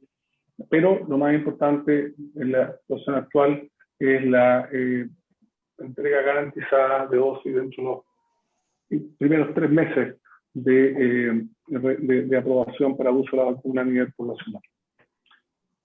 Y ese convenio, ¿verdad?, también autorizaba a transferir ese derecho a otra entidad, que en este caso fue nuestro Estado de Chile por medio del Ministerio de Salud. Entonces, han habido una serie de aspectos que hemos tenido que abordar, ¿verdad?, siempre en el ámbito académico-científico, que son legales, regulatorios, comunicacionales, clínicos y científicos, y les voy a mostrar avances en la mayor parte de estos elementos en esta presentación. En primer lugar, el protocolo fue diseñado en conjunto entre los científicos clínicos chilenos con Sinovac. Ese protocolo fue evaluado por cada comité de ética asociado a los centros que participan en el estudio, que les voy a contar cuáles son, y luego de la aprobación de los comités de ética fue evaluado junto con el elemento de la formulación de la vacuna por parte del Instituto de Salud Pública. Y esto tiene que ver con el cumplimiento de la buena práctica manufactura por parte de Sinovac, y además los resultados preclínicos y de sus fases clínicas 1 y 2. Y finalmente, a finales de septiembre, este estudio fue aprobado por el Instituto de Salud Pública, y dio espacio a que pudiéramos registrarlo en clinicaltrials.gov como estudio a ser desarrollado en Chile. ¿Cómo se estructuró el estudio? Se estructuró en 2 etapas. En la primera etapa participaron personas, todas siempre mayores de 18 años. En la primera etapa, personal, trabajadores y trabajadoras de la salud, con una distribución de vacuna y placebo. y un esquema de vacunación de 0 a 14 días. Y en la segunda etapa abrimos el estudio a población general, nuevamente mayores de 18 años, digamos un porcentaje aproximado del 30% de personas mayores participantes en el estudio, y comparamos dos esquemas de vacunación 014 y 028. Y dado que el estudio partió en diciembre, comienzo de diciembre, finales de noviembre, hoy día solamente puedo mostrar el resultado del esquema 014 de inmunización. Y participan 8 centros distribuidos en distintas partes de Santiago y también en la quinta región. Y hemos estado trabajando en la posibilidad de que se incorpore Antofagasta como uno de los centros para evaluar elementos del equipo. Estos son los diferentes grupos que participan. Tenemos un laboratorio central científico que hace evaluaciones principalmente de la inmunogenicidad, que es uno de los elementos centrales de este estudio, y en total participan 8 centros, 2 asociados a la Universidad Católica, uno a la Universidad de los Andes, la Universidad del Desarrollo, la Universidad de San Sebastián con el Hospital Félix Bulnes, la Universidad de Valparaíso con el Hospital Frique y Van Buren, junto con el Hospital Sotero del Río, y tuvimos una distribución de sujetos, ¿verdad?, voluntarios y voluntarias, que se muestran en esta diapositiva, y en total alcanzó 2.305. Bien, entonces tenemos actualmente los resultados del esquema que se muestra en esta diapositiva a la izquierda, donde evaluamos en fechas de vacunación 0 y 14 la inmunidad, y estamos muy avanzados obviamente con el esquema a la derecha, pero todavía por las fechas no tenemos el número suficiente de muestras para completar los análisis, pero esperamos que durante abril tendremos resultados de esta segunda etapa del estudio. En términos de seguridad, la vacuna tiene un muy buen perfil de seguridad. Vemos en algunos casos niveles equivalentes de efectos adversos que el placebo, y afortunadamente todos los efectos adversos son leves, típicamente un poco dolor en el sitio de la inyección, poca inflamación y pocos casos de fiebre. Tengo los otros firmados ya. Y eso es claramente algo que replica lo que se conocía de la vacuna en los otros estudios clínicos hechos anteriormente. Y observamos que para cada uno de los efectos adversos, en general la respuesta en el placebo y el grupo vacunado fue más o menos equivalente, salvo un par de excepciones. No hubo efectos adversos severos en las personas vacunadas, y podemos concluir que es una vacuna bien tolerada, baja reactogenicidad local y general. Vimos en general que los participantes mayores de 60 años tienen menor reactogenicidad incluso que las personas entre 18 y 60 y 59, y como comenté, sin efectos adversos severos ni negativos a raíz de efectos adversos del estudio. Tiene un muy buen perfil de seguridad. Ahora, en relación a la respuesta inmune, que yo creo que es lo central de la discusión, y voy a mostrar el resultado hasta el día 42. El próximo análisis va a ser 6 meses después de la primera dosis, en un esquema de vacunación 014, que es el primer grupo que ha recibido de esa manera la vacuna. Y hemos medido una cantidad importante de elementos de respuesta inmune. En primer lugar, la generación de anticuerpos contra la proteína Spike y contra la proteína N. Y estos ensayos mostraron que después de la primera dosis se observan anticuerpos, que es, como dice, día 14, después de la primera dosis. Vemos que se ven anticuerpos, pero es en general mucho menor de lo que se observa después de la segunda dosis, que es el día 28, 2 semanas después de la segunda dosis, y el día 42, que corresponde a 28 días después de la segunda dosis, vemos que se mantienen altos los anticuerpos. Y esto también, y este es el total de la población vacunada versus la población mayor desde 60, vemos que los niveles de anticuerpos son equivalentes. Y si evaluamos los porcentajes de cero conversión días después de la primera dosis, vemos que después de una dosis observamos en general baja cero conversión, el 38%, versus después de la segunda dosis vemos que sobre el 90% se lo convierte si uno mide anticuerpos contra la proteína Spike. Si miramos la capacidad de estos anticuerpos de neutralizar, estamos haciendo 4 ensayos distintos de neutralización. Les voy a mostrar 2 resultados acá. Este ensayo mide por medio de un test que reemplaza o simula la interacción entre el receptor AC2 y el receptor binding domain. Vemos que tanto en el total de la población vacunada como en aquellos vacunados sobre 60, vemos que ocurre con la misma eficiencia la neutralización de medida en este ensayo. Y vemos que el porcentaje de sujetos que muestran capacidad neutralizante después de la segunda dosis, 14 días después, o bien 28 días después de la segunda dosis, corresponde al día 28 y 42 después de la primera dosis, vemos que es mayor al 90% y observamos también resultados equivalentes en personas mayores de 60 años. Y les voy a mostrar un segundo ensayo de neutralización que consiste en un pseudovirus en base al virus VIH, que fue desarrollado por un grupo de investigadores de la Universidad de Chile, la Facultad de Medicina, el doctor Sotorrifo y sus colaboradores. Y en este ensayo de neutralización también observamos que los sueros que mostraron neutralización en el ensayo anterior también muestran capacidad neutralizante a las 2 semanas después de la segunda dosis o a los 28 días después de la segunda dosis. Y acá tuvimos resultados equivalentes tanto en el total de la población como en personas mayores de 60 años. Ahora, un elemento central que creo que es muy importante que se haga más en los estudios de vacuna es la inmunidad mediada por linfocitos T.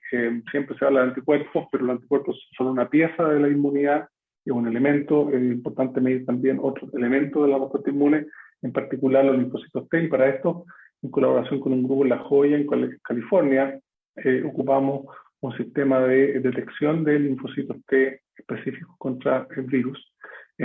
Y observamos respuestas mediadas por interferón gamma en células TCD4 principalmente, que aumentan tanto en la población total como en la población adulto mayor. Estos son resultados preliminares, pero muestran tendencias claras de generación de inmunidad mediada por linfocitos T, tanto en personas, como digo, entre 18 y 59, como en personas mayores de 60. Y esto es una señal de que hay inmunidad celular inducida por la vacuna. Entonces, es importante enfatizar que estos son nuestros datos preliminares, sugiere que la vacuna induce la producción de anticuerpos totales en la mayoría de los vacunados, y también estos anticuerpos son neutralizantes. Vemos también un elemento central de la inmunidad que corresponde a los linfocitos T que aumentan después de la segunda dosis. Y esto produce interferón gamma, que es una molécula del sistema inmune que no le gusta a los virus respiratorios. Así que es una señal positiva. Para ir terminando, les comento que el estudio tiene un porcentaje bastante grande de un número alto de personas que participan. Tenemos una distribución de género bien equitativa, varias carreras profesionales de varias carreras participan en este estudio, y creemos que hacer este tipo de trabajo, además de ayudarnos a avanzar en lograr acceso a la vacuna, fortalece nuestras capacidades nacionales para investigación, desarrollo y transferencia de estos datos científicos a herramientas de la salud. En este estudio no estamos solos, han participado varios países, en particular Brasil, Turquía e Indonesia. Y esta semana, el lunes, hubo un seminario en que asistieron cerca de 25.000 personas, en que todos los estudios mostraron su avance, y tuvimos la oportunidad de mostrar también los nuestros. Y por eso destacar cómo esta colaboración científica entre científicos en nuestro país y en China ha permitido que, gracias a la interacción, el engranaje con el gobierno, con el ministerio y el sector privado, o sea, CTC, pudiéramos lograr estos acuerdos temprano de suministro de vacunas. Entonces, desde la academia, ¿verdad?, vemos las vacunas como un bien público, son claramente herramientas de la salud que deberían ser accesibles para todos los países, ¿verdad? Y el avance que ha hecho Chile en ese sentido claramente es destacable. Comentarles que, y muy importante, de las vacunas que han recibido aprobación para uso de emergencia en Chile, solamente Sinovac recibió una auditoría en terreno por parte del Instituto de Salud Pública. Esto ocurrió a mediados de diciembre, y luego de esa auditoría, más los datos, obviamente, de los estudios clínicos desarrollados en otros países, en Brasil, Turquía, Indonesia, más los avances que teníamos nosotros hasta ese momento en el estudio nacional, permitió que a finales de enero el Instituto de Salud Pública aprobara esta vacuna para uso de emergencia y se pudiera iniciar este proceso de importación y activar este convenio que está, como les comenté, en manos del Estado por medio del Ministerio de Salud, que ha permitido la llegada de varios millones de dosis de vacuna, y eso condujo a la implementación de un programa masivo de vacunación que ha sido destacado, además de nuestros medios nacionales, y ya muestra algunos frutos también a nivel internacional, en términos de cómo funcionó en Chile este trabajo que tiene, donde todo estuvo conectado, de la ciencia con el gobierno, con las municipalidades, y muy importante la participación ciudadana, la red de consultorios, nuestro Programa Nacional de Inmunizaciones, que tiene mucha historia y que mostró que podía insertar rápidamente esta vacuna en el proceso nacional de inmunización. Ahora, las preguntas, quedan muchas preguntas por delante. Además de tener esta alta tasa de vacunación, una de las preguntas es cómo está la efectividad de la vacuna, o el estudio más bien fase 4. Entiendo que el Ministerio de Salud está trabajando en eso. Nosotros, siguiendo los datos disponibles públicamente, observamos una pequeña caída, ¿verdad? Estos son datos de esta semana, de las hospitalizaciones en personas mayores, que son las que recibieron la vacuna primera, y obviamente acá se dio una situación de brote masivo con campaña de vacunación masiva, que obviamente hace más difícil la tarea de la vacuna. Y simplemente cerrar con esta diapositiva, en el fondo, cómo tenemos que trabajar de manera sinérgica entre la investigación básica, clínica, el sector público-privado, la colaboración internacional y obviamente el interés y participación ciudadana, puede lograr que procesos conducentes a buscar soluciones para la pandemia funcionen. Agradecer a los jóvenes, muchos científicos, científicas, médicos, enfermeros, enfermeras que participan en este estudio. Estamos hablando de 150, 200 personas, han sido claves para esto. Y cerrar diciéndoles que lo que ocurrió también con la pandemia es la comunicación permanente de parte de la ciencia, los resultados positivos, los tropiezos que han tenido cada una de las vacunas y los medicamentos.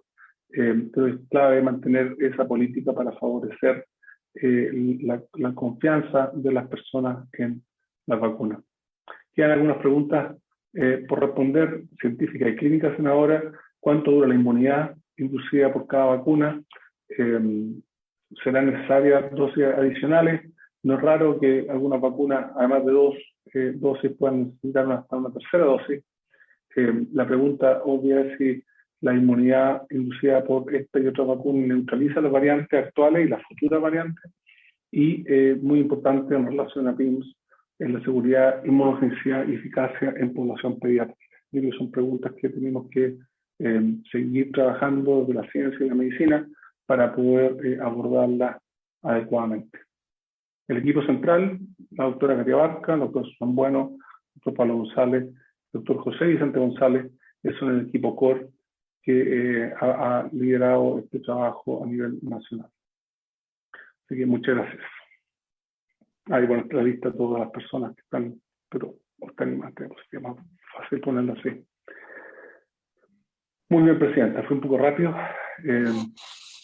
Muchas gracias, Alex. Y yo creo que la pregunta que nos queda a todos es la que tú planteaste al final, o sea, cuánto dura y eso es como en desarrollo. No sé si uno, o sea, si nos puede dar como alguna noción de lo que podríamos esperar, entendiendo que todavía falta otra pregunta. Está investigando. Falta otra pregunta, Presidenta. Sí, senador. La pregunta es, ¿por qué el Estado de Chile no apoya a sus universidades y a la investigación? Bueno, yo creo que si hay algo que queda en evidencia acá es que cuando somos capaces de hacerlo, y lo que plantea la lámina de la sinergia, ¿no es cierto?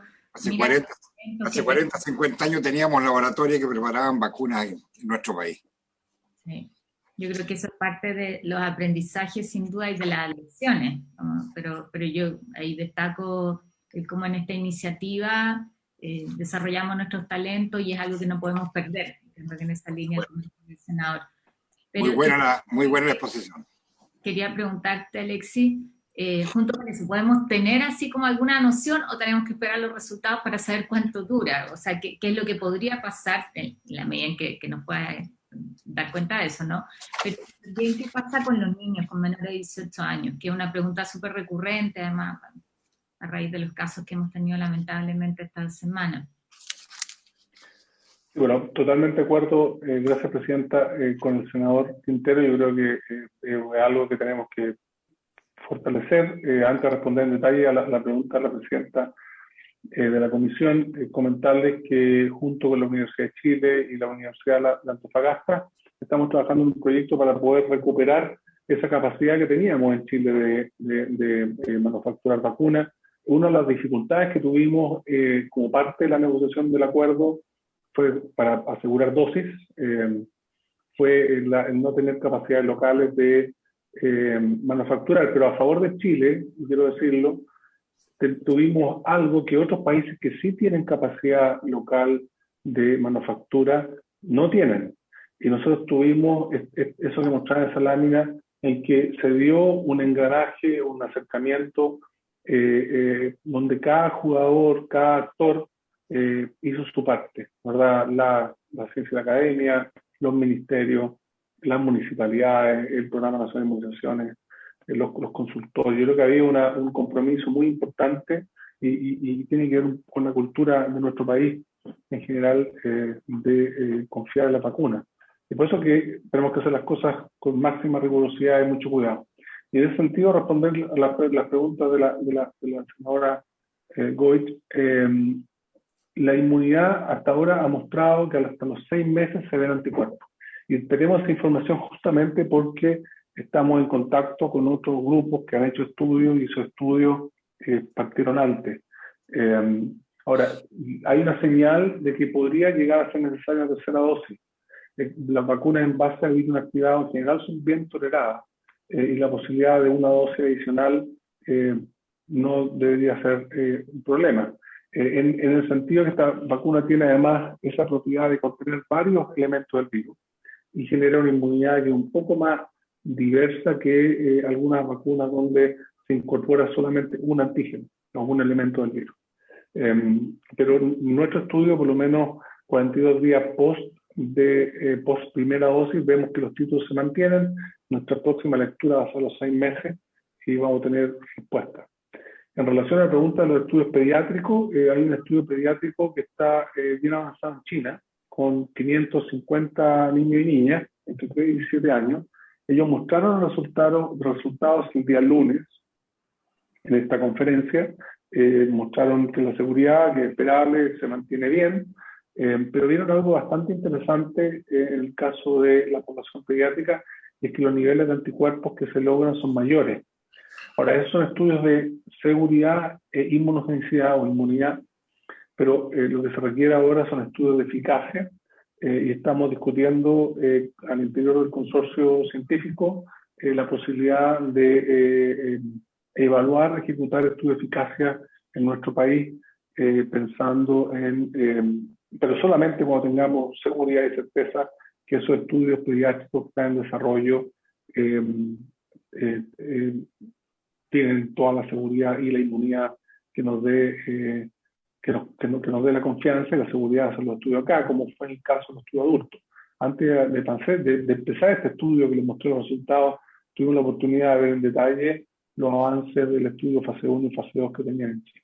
Así que eso es en ahora. Yo creo que se ve cierto futuro positivo en el caso de la población pediátrica, pero se requiere todavía tiempo de investigación. Gracias, Alexis. Pablo había pedido la palabra.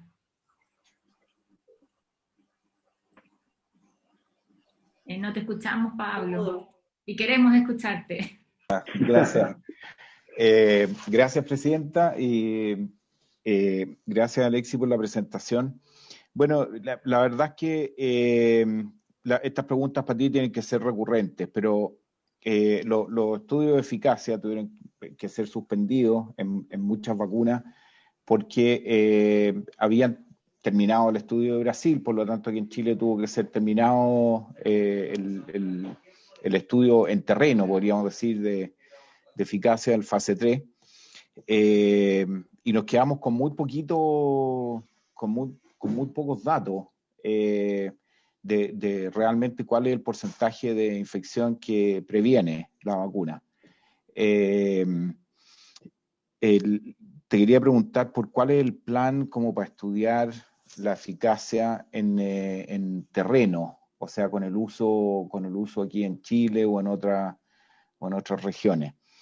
Después, la otra pregunta que probablemente también ha oído harto, que han salido algunos datos provenientes de Brasil que son contradictorios con respecto a la cobertura que tienen de las variantes. Ahí se puede especular un poco clínicamente de si estos anticuerpos neutralizantes que tú encuentras o esta respuesta inmunológica celular cubre a las variantes. Uno de los estudios mostró que por lo menos no neutralizaba también a la cepa P1 brasilera. Y la otra cosa que eventualmente como que tenemos la necesidad de conocer, y a lo mejor tú estás más informado al respecto, es que esto es una vacuna que ha sido ampliamente, o sea, producida en China y ampliamente utilizada en China en millones de personas. ¿Qué datos tienen de eficacia, tanto poblacional como estudios de eficacia, y también de seguridad? ¿Qué porcentaje de la población china está utilizando, qué estrategia han utilizado ellos con esta vacuna? Eso, gracias. Gracias, Pablo. Tres preguntas. La primera en relación a los estudios de eficacia. Efectivamente, durante el periodo que nosotros estábamos iniciando el estudio, que fue finales de noviembre, comienzo de diciembre, se informaron la eficacia de 3 estudios. El estudio en Brasil informó 3 rangos de eficacia, un rango que quedó ahí como en los medios, pero que es el rango que previene en cierta manera la infección, o sea, son los casos PCR positivos, pero síntomas muy leves, y esa fue una eficacia de 50.4, los casos leves, 78%, y los casos severos, 100%. Luego conocimos, bueno, casi en paralelo, el resultado de eficacia de Indonesia, que fue 65%, y eso también fue luego ratificado por el estudio en Turquía, que mostró un 91% de eficacia. Entonces, y esos resultados, Pablo, los vimos en detalle en las presentaciones que se hicieron el lunes en este simposio, claro. Entonces, en el fondo, siguió el estudio, eso fue, lo conocimos nosotros probablemente en noviembre, diciembre, y a raíz de que, conocíamos la eficacia de la vacuna, Y segundo, estaba disponible la primera aprobación de uso de emergencia de una vacuna que fue Pfizer. Era absolutamente necesario modificar nuestro protocolo y transformarlo en un protocolo de comparar con esquemas de vacunación y ver en estos esquemas cómo se dan los casos de COVID. Y en ese sentido hemos tenido muy pocos casos, son 2.300 personas que han participado y hemos tenido creo que cerca de 20 casos. Entonces, se ve bien, pero claramente era necesario cambiar el esquema del protocolo por un tema ético. No podemos tener a una persona en un placebo sabiendo que tenemos una vacuna que tiene eficacia y además que tiene aprobación para uso de emergencia en el país. Pero vamos a tener datos claros, como los preguntaba la senadora Koch, duración de la inmunidad, esta diferencia entre los diferentes esquemas de inmunización, y la pregunta de las variantes, vamos a también tener respuesta respecto a eso en nuestras manos. Porque el comentario de Pablo en relación a la neutralización de variantes es efectivamente confuso, porque se mencionó un primer estudio que no vio neutralización y un segundo estudio que sí vio neutralización de la variante particular P1. La explicación para esa diferencia es bien simple, y es que el primer estudio eran 8 muestras con sujetos vacunados hace 6 meses. No serían los títulos de los anticuerpos en ese primer estudio, donde no se dio neutralización, probablemente no estaban lo suficientemente altos que uno ve a los 42 días. Y el segundo estudio mostró neutralización y se hizo con suero, entre comillas, más fresco, personas vacunadas más recientemente. Y la tercera pregunta, no me acuerdo cuál era. Los estudios de efectividad. No, los estudios de efectividad. Claro, entonces, sí, los estudios de efectividad. En China no se pueden hacer muchos estudios de efectividad, si bien hay cientos millones de personas que han sido vacunadas, porque no hay mucha circulación del virus. En Indonesia y en Turquía y en Brasil se están haciendo estudios de efectividad. En Brasil hay uno bien en particular bien interesante, donde una ciudad completa está siendo vacunada para evaluar en ese ambiente contenido, esa ciudad, el impacto que tiene la vacunación.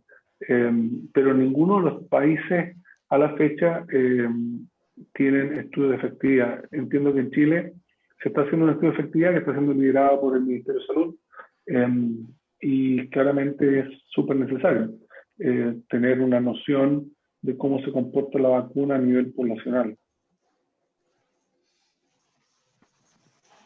Muchas gracias, Alexis, y reiterar además las felicitaciones por el trabajo. Y quería darle la palabra a Jimena, como habitualmente, para que nos hemos extendido un poquito, pero queremos escucharte en la revisión de en qué estamos. Bueno, los saludo a todos nuevamente.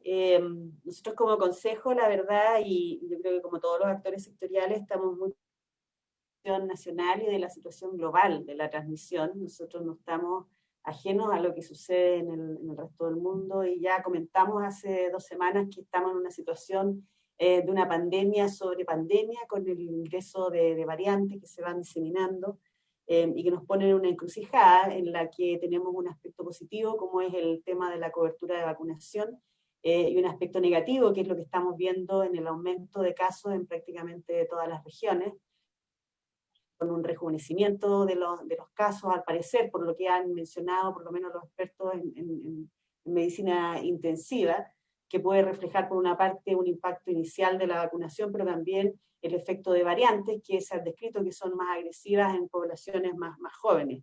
Entonces toda esta situación nos hace preocuparnos. Nosotros tuvimos una reunión extraordinaria como consejo el día domingo, hicimos una serie de recomendaciones hacia la presidencia, el ministro y la subsecretaria, los elementos que nosotros hemos tratado de incentivar. Hay 2 muy importantes que tienen relación con mejorar el aislamiento de los pacientes. Yo creo que nosotros vamos a seguir declarando, como en el Bautista en el desierto, de que es importante que los pacientes estén aislados, porque con eso se corta la cadena de transmisión, y lo importante que es que todos los actores en este momento estemos enfocados en las estrategias para reducir la transmisión, en mandar un mensaje hacia la población, entre eso la importancia de que cada uno asuma una cierta conducta cuando sospecha que está con la enfermedad, de autoaislarse. Yo creo que ha sido quizás no tan suficientemente enfatizado eso, que si la persona va a hacerse un PCR, bueno, en ese momento ya tiene que seguir aislada y no seguir circulando, que ocurren todas estas situaciones, que tenemos que contribuir a la trazabilidad, informando nosotros a nuestros contactos, informando a la autoridad sanitaria de los contactos, para tratar de enfatizar en el tema del cortar la cadena de contagio y amarrar lo que partimos también con el tema de la trazabilidad, y sin embargo quedamos en una situación incompleta, a pesar de que han aumentado mucho los números de personas que efectivamente se trazan y que se aíslan. En proporción sigue siendo bajo porque estamos en un momento de aumento de la transmisión.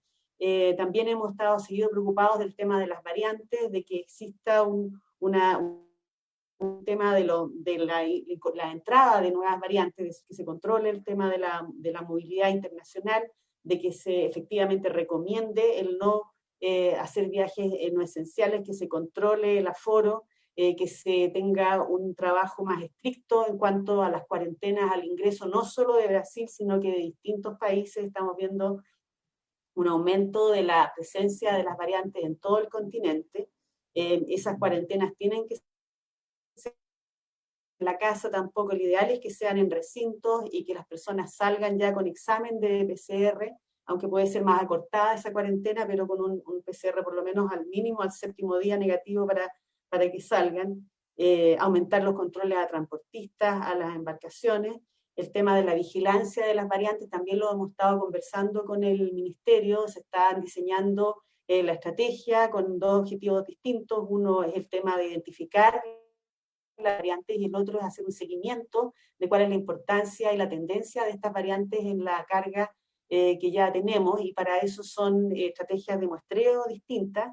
Hemos estado discutiendo, Pablo, por ejemplo, y distintos expertos han estado, Rafael también, hablando de la posibilidad de incorporar PCR, que eso lo podemos ver con él también, que la gente del Ministerio de Ciencia le pueda interesar, equipos que estén ya detectando, al tiempo que hacen PCR, ya son capaces de detectar las variantes más conocidas.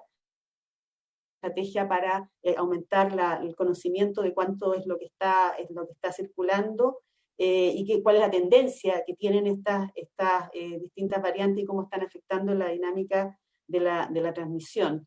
El fortalecer también los mensajes relacionados a la necesidad de bajar la movilidad, que en definitiva está relacionada con la tasa de contactos entre las distintas personas, y eso es relevante en el sentido de que se está en campaña, la gente no necesariamente escucha bien los mensajes, o su análisis de riesgo no coincide con el que nosotros tenemos, y hay que tratar de reforzar esos mensajes para que se entienda que la situación es crítica y que por lo tanto necesitamos tener una estrategia de mayor protección, y que todos apuntemos a eso. Eso quería comentar así rapidito, porque ya sé que estamos todos cansados y tenemos que comer. Pero bueno, porque entiendo que Álvaro quería comentar algo, no sé si Pablo también querrá comentar algo. Álvaro. Muy corto. Bueno, felicitar al doctor Caleri, prácticamente ya Jimena lo ha dicho todo. Solo una consulta respecto, ahí uso uno de los indicadores en relación a la detección de anticuerpos. ¿Qué tanto va a ser necesario modificar alguna de las pesquisas en términos de uso de las tecnologías disponibles de laboratorio para la población una vez vacunada, por así decir, básicamente en términos de los famosos test rápidos, digamos, y los PCR también? Es un tema que ustedes no sé si lo habrán analizado. Y el otro es la velocidad de vacunación. Claramente, tal como decía Jimena, la velocidad de propagación, de crecimiento en poblaciones jóvenes probablemente pueda significar un esfuerzo adicional en vacunar justamente también como prioridad a esos segmentos poblacionales.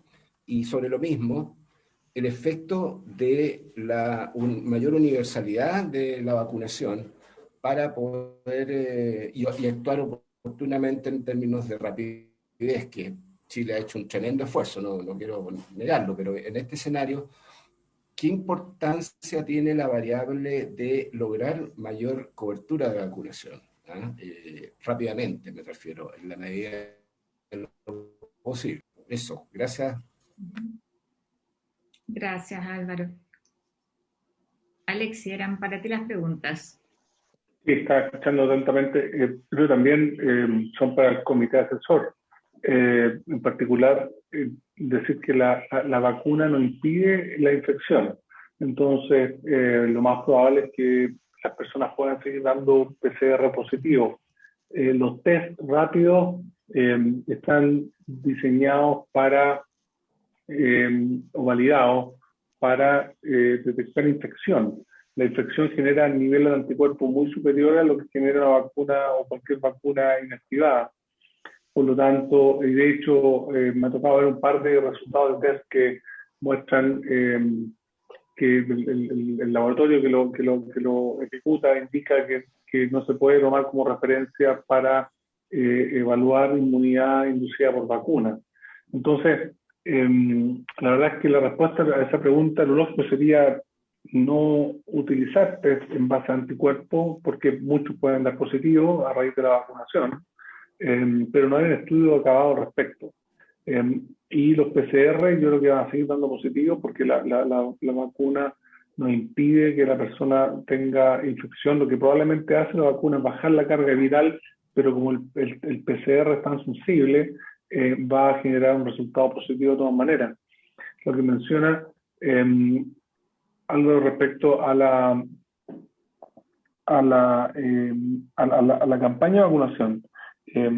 Yo creo que si tenemos suficientes vacunas y hay suficientes dosis comprometidas, podría ser razonable acelerar y dar acceso a personas con edades inferiores, a raíz justamente de lo que estamos viendo en la crisis actual, que es bastante grave y seria, y entre más, es bueno insistir que entre más circulación viral hay, y a raíz de más contagios y más casos, más posibilidades existen de que se generen variantes, porque las variantes surgen de la replicación viral.